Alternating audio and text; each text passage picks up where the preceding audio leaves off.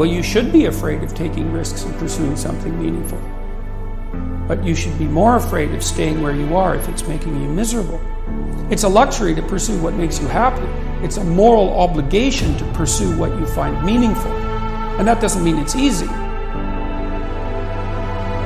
You don't achieve worthwhile goals quickly or easily. They take time. They take struggle. They take relentless pursuit day in and day out. That's what it takes.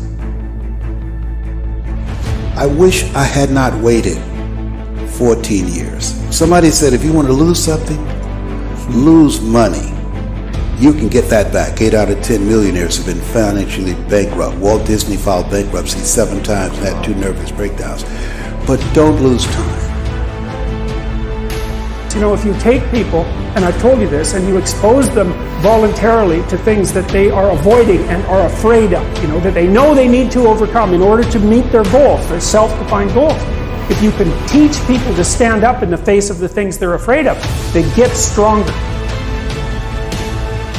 Success and failure are generally slow processes, either slowly building things up or gradually tearing them down.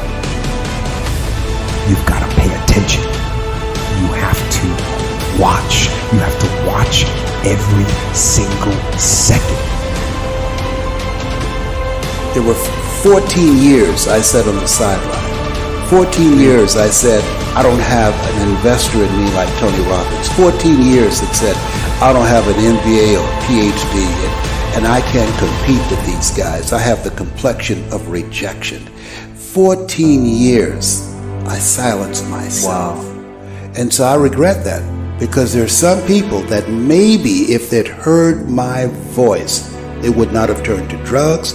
If they'd heard my voice, their lives would have taken a different direction. And I can't get those 14 years back. That haunts me, and I think that drives me when I speak with such energy. I'm trying to make up for that time, but I can't. It's like the first thing you want to do is dispense with the idea that you get to have any permanent security outside of your ability to contend and adapt. You're paying a price by sitting there being miserable. Yeah. And if you're miserable in your job now and you change nothing, in 5 years you'll be much more miserable and you'll be a lot older. The clock is ticking. Because those seconds, they turn into minutes.